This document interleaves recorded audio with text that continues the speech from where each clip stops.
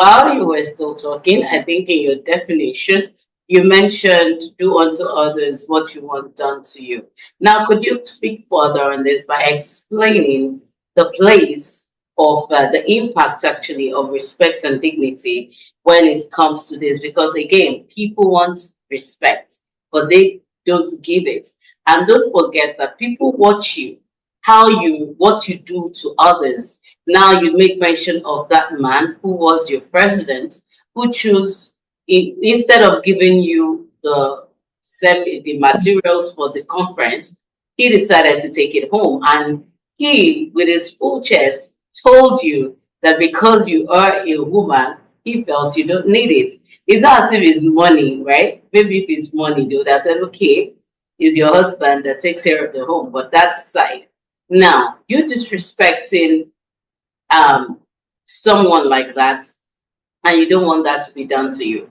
Or another thing, when you have a boss that's right before every other person, the junior staff, you disrespected your boss, but you want the same your subordinates to respect you, to answer 100 million times when you speak once, when you don't even give regard even to those that you are leading. Now, this and many other instances that we could put into this. So now, what's explain the impact of respect and dignity, especially when it comes to do unto others as you want done to you. There is a very simple law, just as you have said it. Both parties feels good, boosting huge self-esteem. When you respect me and I respect you, when you're careful about my dignity, how I feel, there's aside from self-respect, I mean respect and dignity, something comes out of it, self-respect. If you are an individual that people don't feel good around, I told you, you will just notice that everybody avoids you like one with leprosy. You would even when you are accosting anybody, they just vamoose. If you're careful, you will notice that. Why is it that when I'm walking around people, when I'm accosting people, because they know that you just don't vibe positively. When you come, they don't feel good. Just like you said that a boss that doesn't respect the higher body, and every time you are scolding the people under you, one thing is they are watching you. They see the way you treat the people above you. It's a law. It is a law. Whatever you dish out, You get. you get. In fact, karma is so amazing. If karma is fair to you and karma brings it back just the way you dished it out, I think you're lucky. But if karma decides to double it for you, and you now feel it, you know how it feels to be disrespected. You see such individuals that disrespect. Recently, I was pleading, Yoruba land.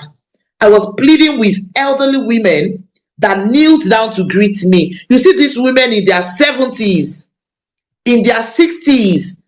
The respect for me is just too much. I think in the past 4 weeks, I have been busy pleading with those older women not to kneel down for me. Our culture doesn't permit it. And they'll be like, no, you are a good girl, you are respectful. Quotes, in quotes. Without being present at the same time, these people say the same thing. They will say, Mrs. Olatunde, you are respectful. You should be respected too. That is how they say. Today, just this morning, another woman said it to me that I said, Grandma, you are my grandmother. You're not supposed to be doing this. And she said, Modupeola, you are respectful. You should be respected. I feel good when I see women around me, appreciate things that I do. And they're like, you're doing great. But rather, some other women would be like, what's she doing? What's she doing? What's the big deal about what she's doing? I decide not to listen to such women that are like, what's she doing? And I flow around people that are like, oh, Mr. Olatunde, you're doing great. Thank you. I feel good. Normally, when people hear good things about themselves, the truth is, this other set of people knows I'm doing great. Perhaps envy, perhaps whatever. But sometimes those words forms or destroys. So I have a slang I say every morning to myself: your opinion of me does not define or form me. I say that to myself every time.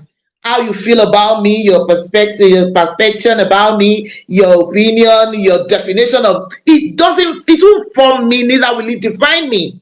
I am Modupeola. I am enough. I am good. I am kind-hearted. I am loving. I am impactful. I add value because I know this is who I am. Your opinion of me can't form me. Your opinion of me can't define me. And sometimes, even before you get to places where you want to defend yourself, some people are so good, they will have tarnished your image, they will have said things that are not about you.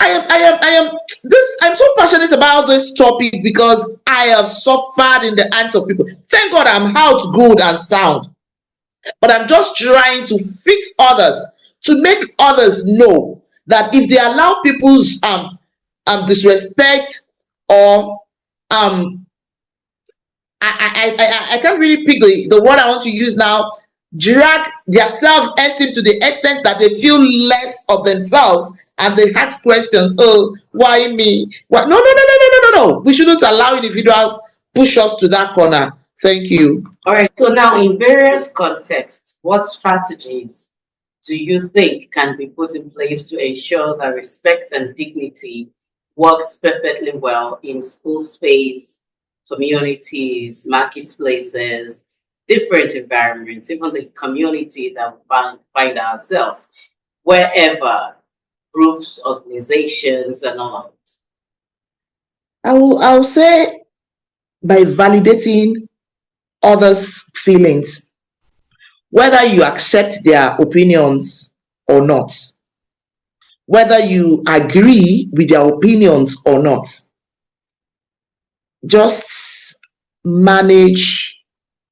I want to be careful with my word.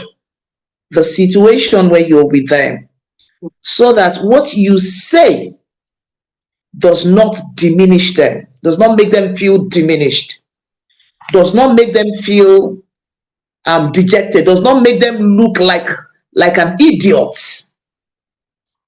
That is one. Be kind and be respectful. Honestly, this is highly important. Be kind to people in your words. Be kind, be respectful. You can't just make someone feel like a trash because you feel you know better. Honestly, there are times you know so much and you're around people that knows nothing. There is a way you can bring it out to them that they won't feel like an idiot. They would rather flow along with you. In workplaces, include people in your decision making. Include people. Don't just come up with a decision and be like, bam, this is it. You're telling every other person there that they are idiots. Include, yes, include people in your decision making. Most times at workplaces, you don't just give a rule, you don't just give a policy, you don't just give a law, and everybody is like, oh, when did we agree on this? Carry everybody along. One thing is definitely sure: do unto others. There has never been an individual that was at a particular position forever. There has never been. It's either a 2 years and expiration will come. It's either a 10 years, but there is always an expiry date. And the way you treat others. I have a director that just resigned. I watched the party that the staff members organized for him. You can imagine his younger staff members contributing as much as 18 million to hold a retirement party for him. One thing touched me in all the testimonies. They said, Oga makes everybody feel important. They said other directors had never treated any one of us this kindly. He was there, I don't know for how many years, but now he is retired. And the story of other directors came up. They said Oga treated everybody with kindness. He was not selfish. The list was endless. That is how it should be. Make people feel good around you. There is nobody that is an island. You know one amazing thing? There was a story of a woman that feeds somebody with bread every day, and the person would just pick the bread and say, whatever kindness you do comes back to you. Whatever kindness you do comes back to you. And the story I can't remember very vividly. But after so many years, just one day of a truth, the kindness she had been sowing out. I mean, the kindness she was sowing out for years, and she felt, oh, what's a useless act? Our biological child was able to reap everything the mother had sown. So sometimes I think when we sit down to think about the fact that, the way we treat people sometimes comes back to us, either directly or indirectly. We will be careful. Communities encouraging open dialogues. In communities we have head of communities. You want to do something in a community, you gather every other community member to carry them along, so that when that decision is taken, no community member feels less of himself, especially those that are less privileged. It won't be that, it's because they know we are not as privileged as they are. In such communities, you just see that there will be no love, there will be no unity, everything will just be in disarray. So when we consider all this in various sectors, we'll have better relationships. Thank you. Okay, while you were speaking, actually, something came to my mind and I was going to ask, and then you just said it all. Okay. So what came was like, okay, what do you say to those people that feels that they know better, that okay, I think I do things different, I do things better. So before you answer that, or you add that to this question that I'm going to ask also, that what are the potential benefits in promoting respect and dignity? The potential benefits are endless. I have here, it improves relationships. I keep saying it. If you make me feel good around you, I want to be around you every time. If you make me feel less of myself, I will be avoiding you like a plague. And that has been my policy. You just see me cut you off. Anything that will bring us together, heaven knows, I will avoid it. We can't be together. So, like my husband will say, when I notice people that are wicked to me, business line, I avoid them. Then my husband would say, there are no enemies in business. And I'll say, honey, that philosophy will not work with me. You're not my enemy, but if I notice each time I sell to you, you sell my product and you take my money to another company to buy stuff, and you keep telling me that you have not sold my product, you want me dead, you want to kill me. But if you kill my business, I'm gone. So why would I want to be with you and still continue giving you, And as I would say, there are no enemies. No, my own philosophy in life, if you make me feel good, I stay around you. If you make me feel less of myself, if you drag my dignity, I will avoid you like a plague. It improves relationships. It brings very strong bonds. You can see the way I pronounced it. Very, very, very strong bonds. It increases trust. I said it.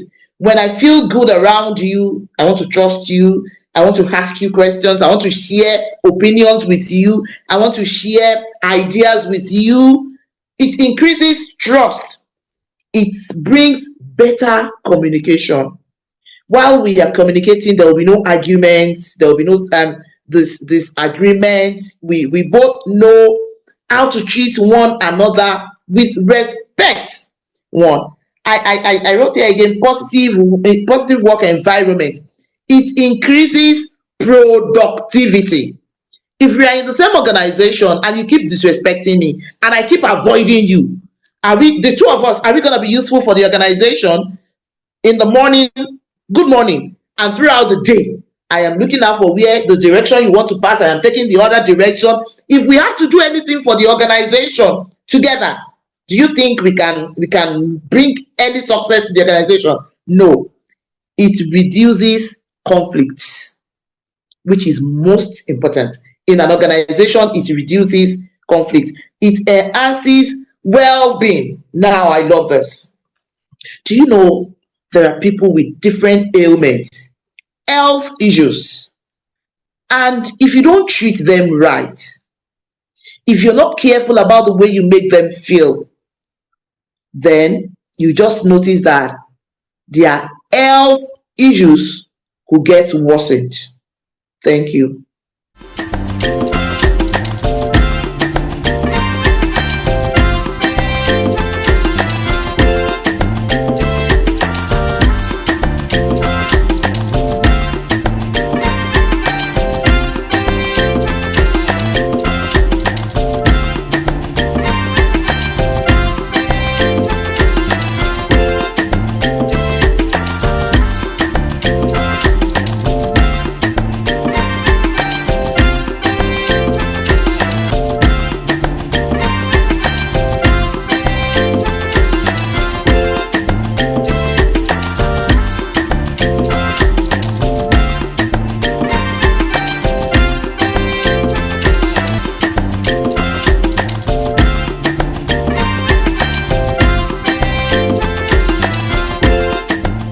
Thank you so much for that. Any final word, even as we run? My final word, I think I started with it. Dignity is about recognizing the inherent worth and value. Dignity is about recognizing the inherent worth and value of individuals, regardless of their backgrounds. Regardless of their backgrounds, their circumstances, or characteristics. For no reason should you make anyone feel less of himself or herself because you feel the person is not of your class. You know, we don't belong to the same class. Do you know who I am? Do you know? I mean, I have been in a session with a woman and I tried being friendly, and she said, okay, I think I was like Mrs. So, and she just looked at me like somebody with epilepsy, and she said, "Excuse me, professor," and I smiled. Wow! Do you know how many professors that are in the grave? Do you know how many professors? You don't have to. The fact that you're a professor, you're a whatever, shouldn't make a school sat feel less of himself or herself. Thank you very much. Thank you so much for your time. And to you out there, thank you for being part of the show. Remember, respect is reciprocal. So it's very important that what you want anyone to do to you, learn to do it to others, and also be good examples for whatever you feel. Because at some point in our lives, we all are leaders. You don't have to be leading a large group of people. It could be your home, your children, just a little group of people, whatever position you are. Even if there's no one that you feel you're leading, remember people are watching you, and whatever you do is what they are also taking note of. So respect is very important, and your dignity also make sure it's intact, because this goes hand in hand. Until next time, when I come your way again with another edition of Let's Talk, be safe.